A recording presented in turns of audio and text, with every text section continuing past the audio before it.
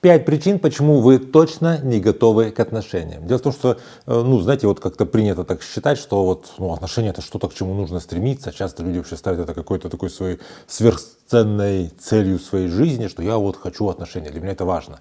А как понять вообще, готов ты или нет к ним? Мы сегодня с вами поговорим о 5 вещах, таких базовых, на которых очень важно обратить внимание, чтобы понимать, что ты, собственно, готов к тому, чтобы выстраивать отношения с другим человеком. Потому что часто бывает так, что мы не имеем определенной какой-то базовой готовности, а при этом тратим много сил на то, чтобы с кем-то там знакомиться, как-то вроде начинать выстраивать отношения, а ты в принципе к отношениям не готов.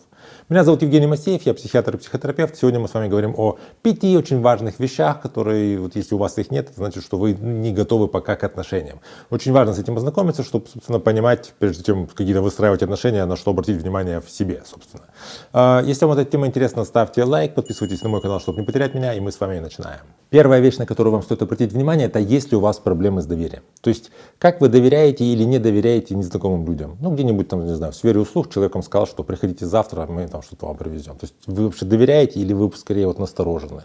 Как вы относитесь в плане доверия к людям, с которых вы знаете, но так общаетесь на длинной руке? То есть, вы скорее человеку доверяете или по умолчанию подозреваете, что он такой ненадежный?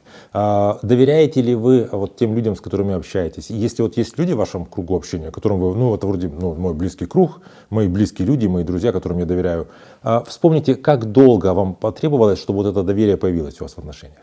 Если у вас, в принципе, есть такая проблема, что вам сложно выстраивать доверительные отношения, это может быть связано с вашим каким-то детским опытом, с опытом предыдущих травматичных отношений. Но если ситуация такова, что вам сложно доверять человеку, то вам нужно сначала с этим как-то поработать, прежде чем идти в отношения. Потому что когда у тебя есть такое базовое изначальное недоверие другому человеку, как только ты входишь в отношения, ты тут же попадаешь в стресс для себя. Ты находишься в постоянном подозрении, в постоянном недоверии, в постоянной какой-то ревности. И в результате эти отношения, вместо того, чтобы вначале они как-то тебе приносили уже какое-то небольшое удовольствие, приносят тебе просто головную боль, переживания и какие-то вообще сплошные проблемы. В таком случае, в принципе, очень сложно выстраивать отношения, потому что тебе непонятно, зачем оно мне такое надо, если я только переживаю, потому что человеку я изначально не доверяю. Вторая вещь, которая говорит, что вы не готовы к отношениям, это если вы не закрыли предыдущие свои отношения. То есть остались у вас какие-то незавершенные предыдущие отношения.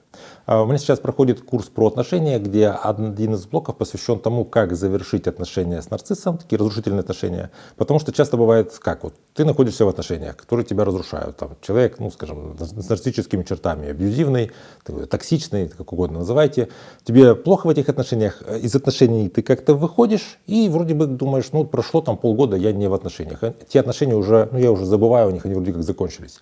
Но все навыки коммуникации, все навыки вообще нахождения в отношениях, эти привычки, они остались от тех отношений. Соответственно, когда ты входишь в новые отношения, знакомишься с другим человеком, ты начинаешь изначально к нему относиться как к тому, потому что те отношения еще не завершились. То есть человек, даже не имеющий нарциссических черт, тобой воспринимается как потенциально абьюзивный, потенциально опасный, потенциально человек, которому не стоит доверять. И в таком случае часто бывает, что из-за того, что предыдущие отношения не завершены правильно, новые отношения выстраиваются либо очень с большим трудом, либо вообще не выстраиваются, либо специально находится партнер, похожий на того нарцисса, который был ранее. Поэтому прежде чем идти в новые отношения, очень важно завершить прошлые отношения. Вы можете записаться по этому поводу на мой курс про отношения. Под видео будет ссылка, там где, в общем, говорю, какая там информация. Либо, если вы понимаете, что вам надо как-то срочно в индивидуальном порядке с этим разобраться, пишите мне в личное сообщение.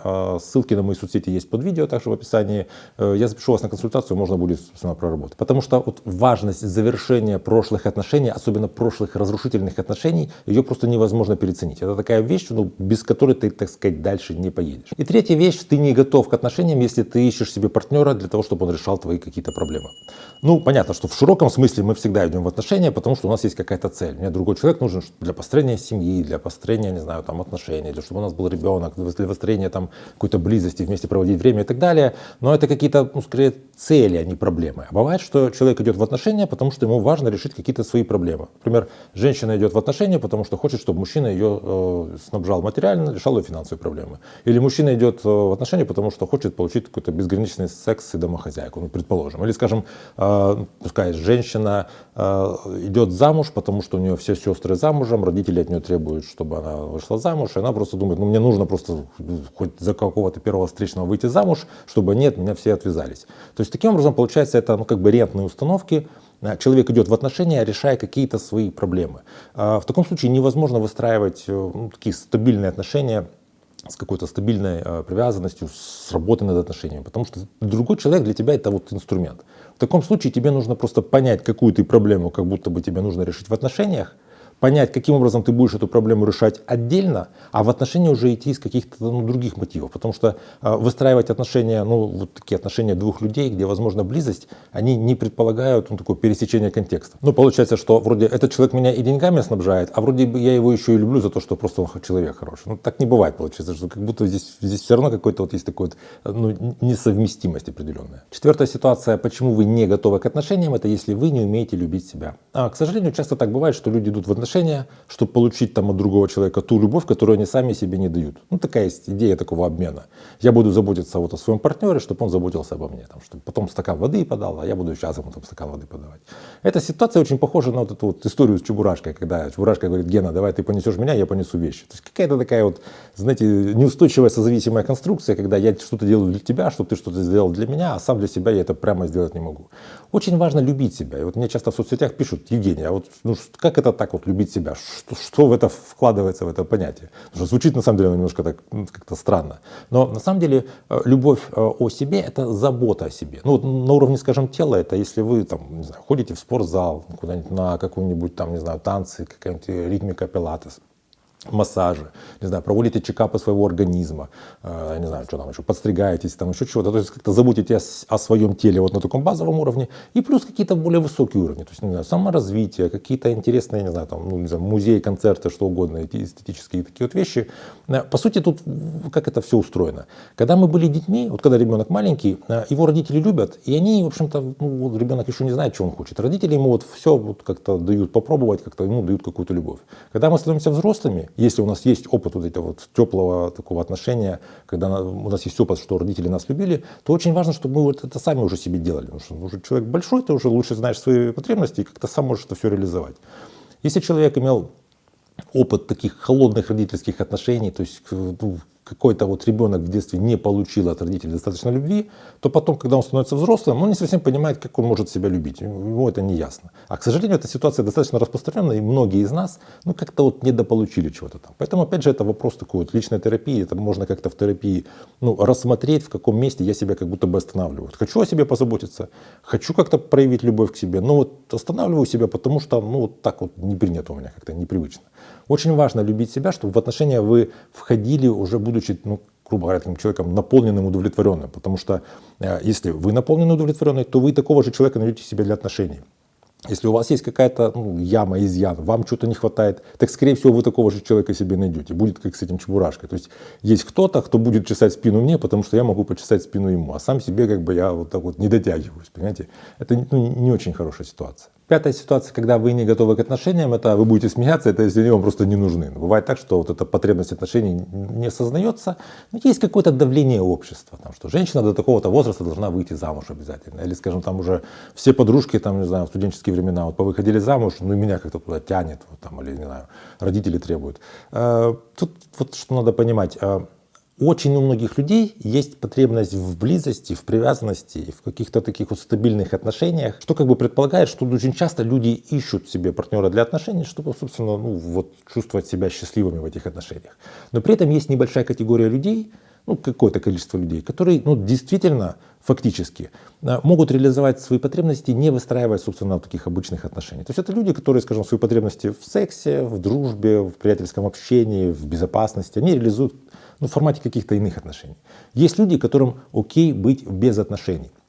Тут еще важно понимать такую вещь, что есть еще категория людей, это очень такая драматическая история, это люди, которым важны отношения, они когда-то хотели выстроить отношения, но у них есть травматический опыт, у них не получилось, они обожглись, и при этом, как будто бы при том, что они все еще хотят выстроить отношения, они стараются сами себе объяснить, что отношения им не нужны, потому что, как правило, потому что все партнеры, они как будто бы какие-то неподходящие. Если вы слышали эти фразы, когда мужчины говорят, что все женщины какие-то потаскухи, или женщины говорят, что все мужчины, скажем, пьяницы, алкоголики, маменькины сынки, эта генерализация, когда есть такое вот фильтрующее мышление, что всех потенциальных партнеров я вот так вот обесцениваю и замечаю только тех, которые точно не подходят, это, как правило, такая вот психологическая защита, которая как-то вот должна вот немножко утолить эту боль, что вот вроде бы я хочу отношений, у меня не получилось, и вот вроде бы как я боюсь попробовать выстроить новые отношения, потому что кажется, что оно же будет повторяться, есть такой какой-то перенесенный вот этот опыт травматичный. Вот. И таким образом приходится как-то вот в голове себе это выстраивать. Поэтому вы не готовы к отношениям, если первое, вы понимаете, что вам в принципе отношения не нужны, вот вы прямо осознаете, что отношения это не то, что мне нужно. И второе, это если вы понимаете, что отношения вроде бы как нужны, но из-за травматичного опыта я изначально нехорошо отношусь к потенциальным своим партнерам. Скажем, женщина, у которой был травматичный опыт, она любого мужчину, который начинает проявлять к ней интерес, рассматривает вот так скептически и сразу вот как какого-то неподходящего такого, максимально его как-то обесценивает. Как вы понимаете, что вы не готовы к отношениям, или как вы понимаете, что другой человек не готов к отношениям? Бывает же часто, я слышу эти истории, когда там, скажем, женщина пришла на свидание с мужчиной и видит, что мужчина, как ей кажется, он не готов к отношениям, потому что, и вот дальше вы можете в комментариях поделиться своим опытом. Как вы по человеку понимаете, что он не готов к отношениям, или на что обращаете внимание в себе, что вот сейчас я в данный момент не готова к отношениям, потому что, не знаю, там раз, два, три, там нет доверия, там, не знаю, травматичный опыт. Я буду вам очень благодарен, если вы поделитесь собственным опытом. Если вы хотите как-то с этим поработать, под видео будет ссылка на мой курс про отношения, можете посмотреть, ознакомиться там в условиях участия. И также вы можете писать мне личные сообщения в соцсетях, чтобы записаться на личную консультацию. Можно тогда с вами в индивидуальном формате, так максимально близко проработать какие-то ваши проблемы или ситуации. Если вам это видео понравилось, ставьте лайк, я буду вам благодарен. Подписывайтесь на мой канал, чтобы не потерять меня. Берегите себя и своих близких, и до встречи в следующих выпусках.